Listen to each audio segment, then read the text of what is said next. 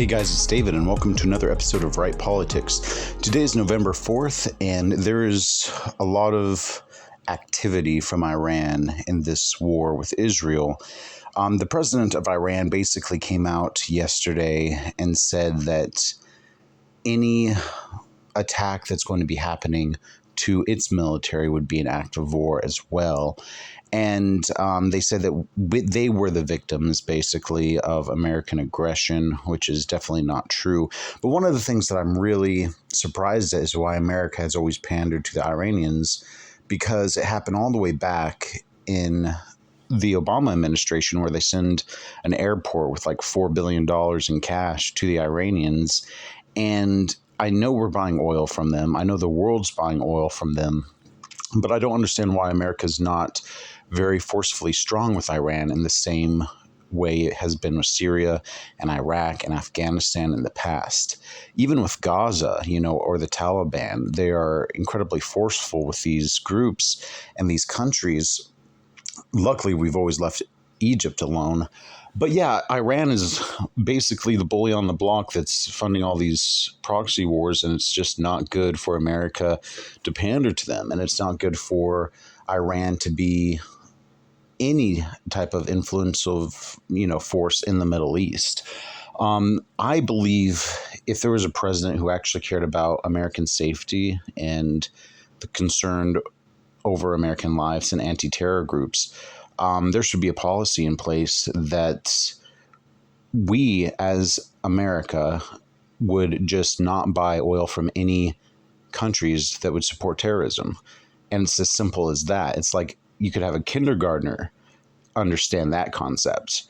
And yet we still do, because of the environmentalists and the environmental pledges that we've made to end fossil fuels in America. But even if you wanted to end fossil fuels in America, there are ways you can buy gas from countries that are not completely run by dictators. Like, don't buy gas from Venezuela, don't buy gas from Iran, don't buy gas from Russia. But we continuously are, and it's very, very for the implications of where that money goes. It goes to terrorism, and it goes to the war in Russia against Ukraine. So on one hand, it's basically like a two-faced government. Yes, just like the Batman villain, because Biden wants to appease 50% of the country by saying, okay, we're going to be net zero emissions by like 2040, so we're not going to produce any oil. But even if the United States stopped producing any carbon emissions, we're only making up 2% of the world's carbon outputs. And then we're buying oil from these countries that are putting out way more carbon inputs. So it's like, if you want to go from the political point of view, stop buying oil from these countries, including China, that just pollute the air, and then the money that they earn from the sales of their oil reserves go to funding terrorism. But the bright news is, as soon as there's a new president that changes these policies, where we no longer buy oil from Venezuela and support their dictatorship, or Iran and support their dictatorship, or Russia and support their dictatorship, or China and support their dictatorship, you see where I'm going with this. There has to be a point of values in where we spend our money as Americans. And you cannot have a war with Ukraine, that put us trillions of dollars in debt on one hand, and then buy oil from Russia, which supports the war machine in Russia.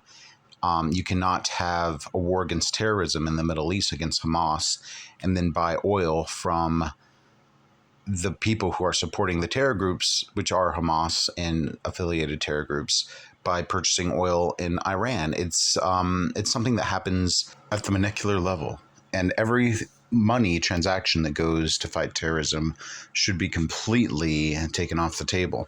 So let me know what you guys think in the comments, and it's a pretty interesting topic today.